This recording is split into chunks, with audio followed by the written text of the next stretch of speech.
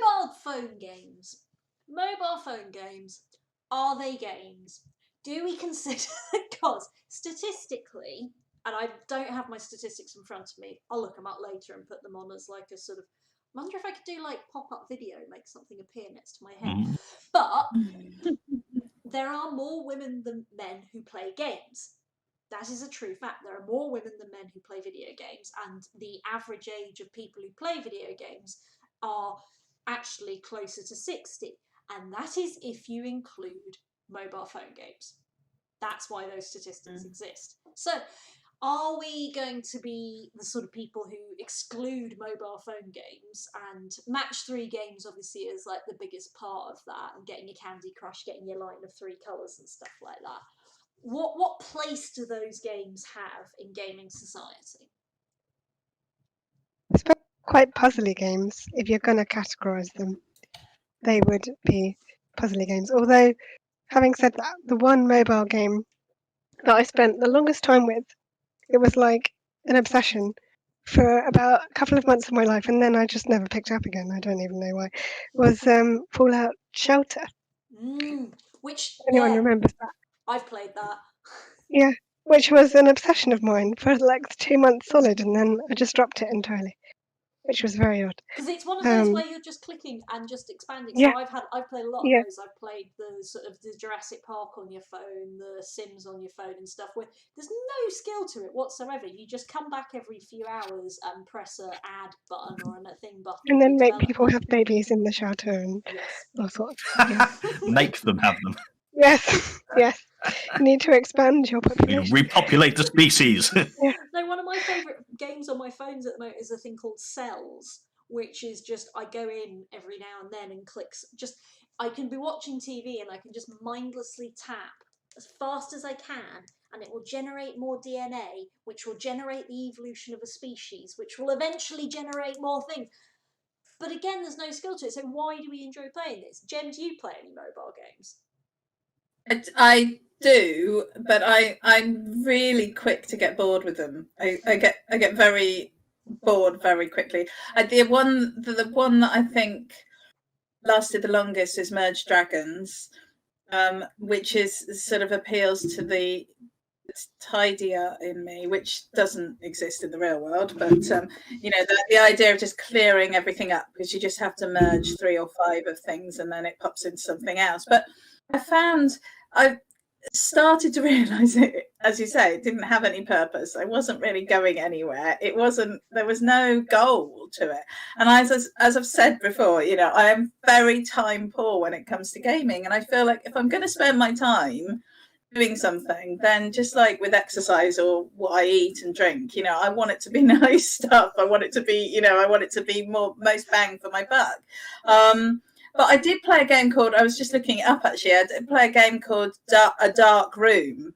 And I think there's a lot of scope for these kind of games on mobile. So that was basically just, it was such a weird game. It's like a text adventure, but it isn't a text adventure. It's a best-selling mobile game, and you just made a series of decisions, and it had a little ASCII map that you could walk around, and you could die and have to go back to the start. But it was just so, there was something very calming about it. But it had a beginning, a middle, and an end. It had a goal, and I was going somewhere. And I think the other one I play is Your Majesty, which is which is a swiping one. You swipe cards left and right depending on whether you want to go to making choices on each. And the idea is to keep your monarch alive. You are the monarch, and to keep yourself alive for as long as possible based on a series of decisions that you make and how they impact. It's sort of puzzly and the good thing about it is that you can dip into it for 5 minutes and dip out again. But again, that has a progression, that has you don't go up levels, but you're going through a process. So I think those are the things. I think you're right. That's one of the things mobile games lack too often is the progression. Now, Matt, with your job, I would assume that you are, because like Jem just said, the ability to dip in and out. I spent most of my life playing mobile games on public transport, waiting for buses, things like that. It's that waiting it's a nice thing you can dip in and out of. Do you find it useful for you? Do you like mobile games? Do you not? 100%. It's something very, very mindful because you literally everyone has their phone on them all the time. I just pick it up, and the main things I play at the minute is like a ball shooting game where it's a bit like reverse Tetris. You shoot a ball and it's the right colours and it pops them off. And Bubble Witch. Bubble Witch, that's the one. Bubble Love Witch. that game. Awesome. It's just the most joyful, relaxing, makes you feel good, gives you that like dopamine hit, like taking drugs, and just go boop, boop, boop, boop, boop. And then I've found a Warhammer game that I can play, which is awesome. Candy Crush, I've gotten back into that a little bit. I've spent so many hours. It's a way to pass time. And yes, you're right. At work, when I'm waiting in between deliveries, tons of time playing mobile games. But now I got, if I can find it. Oh, never mind. No. No, it's a. So now I'm playing on my laptop as well, my new laptop. And I got for Christmas a battery pack, a massive fucking battery pack that means that I could sit in my car and play games for like 8 hours if I wanted to. That's a topic for another time. But do you know what I noticed? And then go on. So moving on from games that I have played to ones that I don't really play, some of the biggest games in the world are on the phones. Like Pokemon Go absolutely blew the arse out of the world a few years ago. Into that until Yeah, I forgot to mention that was also another one I played for months and then never picked up again because it just drained my battery too much. Yeah. And people must all see the the games. I can't remember what any of them are called now. The ones with like orcs and all the Twitch streamers seem to make hundreds of billions of dollars somehow. They're advertised everywhere. So because they're not much fun. But do you know what's very interesting is that out of all the games we've just mentioned that we've played on mobile gaming, every time we've just talked about games that we've played, I can think of feminist issues with those games. There's not a lot of feminist issues with most of those mobile games. Most of your match 3 games. I mean, the Bubble Witch, she's not that sexualized, is she? And stuff she's like still that. skinny and pretty. She is, but no, I think some of those games are more accessible because they don't have those hard edges, because they don't have that high sort of like thing, and there are a lot of women who, when I've spoken to them about, do you want to talk about feminism in gaming? Well, I'm not a gamer. I'm like, you spend hours on your phone playing those What games. level on Candy Crush are you? Exactly. And I think it's that identification of what is a gamer that has become, definitely since the early 2000s, gatekept, but has been kept away, has made women feel that gaming is not something that they are part of, that if you're not playing Call of Duty, you're not a gamer. It feels a lot like... I was just going to say, it feels a lot like if you ask a woman if they're a feminist, there's a lot of baggage that comes along with that, so women would hesitate to go. Same as if you ask and men a man as well. Yeah. So if someone asks me, are you a feminist? I'll go, yes, bloody am, bloody right. But there will be plenty of men who feel the same as me, who, if you ask them if they're a feminist, I go, oh, I don't think so. Same with gaming. Say, are you a gamer? Say, no, that's a bit weird.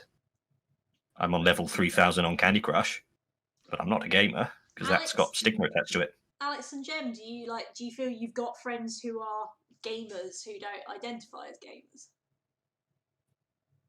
I'm gonna throw a spanner in the works here, because I think that there is something to be, well, perhaps not something to be gained, but something to be said for not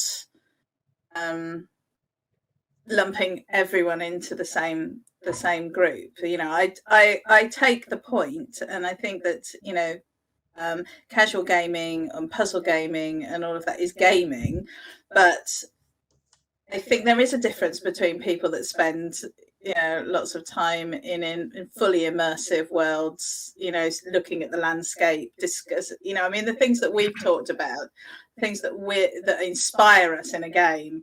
The landscape's amazing. The character.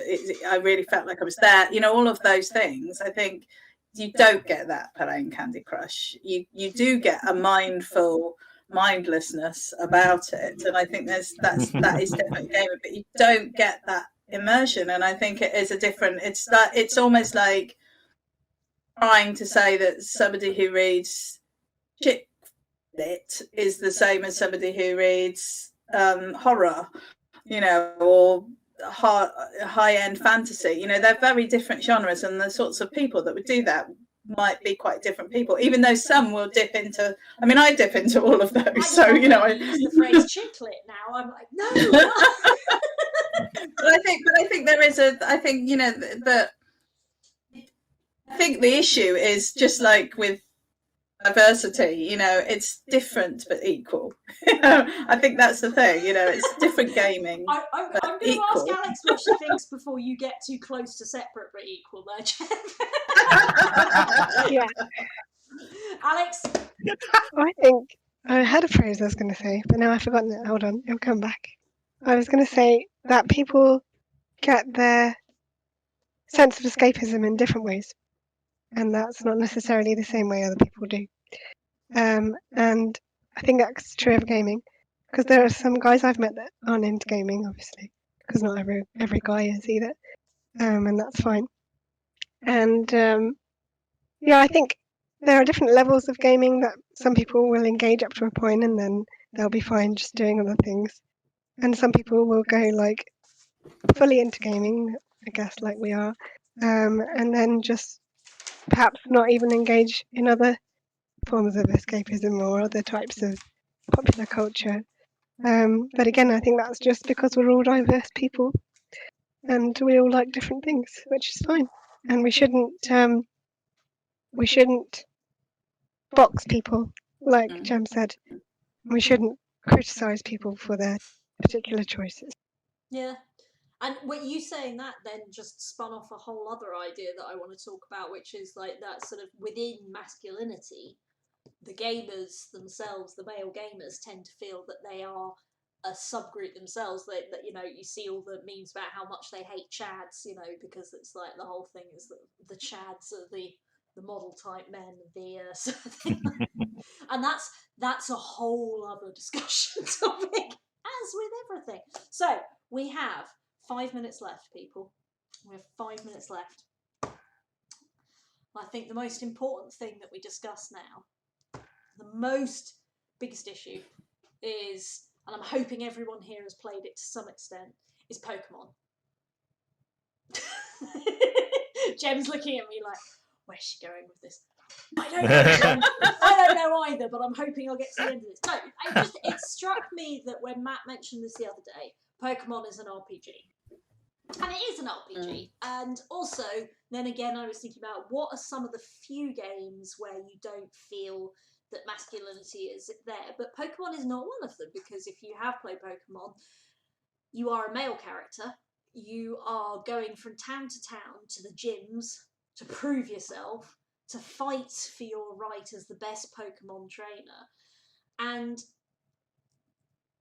I don't know where I'm going with this. I'll edit this bit out. I'm literally... I was hoping I'd have a profound point about Pokemon. I've just got the theme tune in my head now. So we could always just overlay the theme tune and close the most out important thing we're going to discuss, Carolyn. That's what you said. Right, Matt, I'm going to have to say this to you now. It's Caroline, not Caroline. Oh, is it? Yes. Sorry. No, it's just Caroline. like there's a point where I was like, I have to say this or else it will go too far. And I'm saying that now. Right. What is Caroline. God?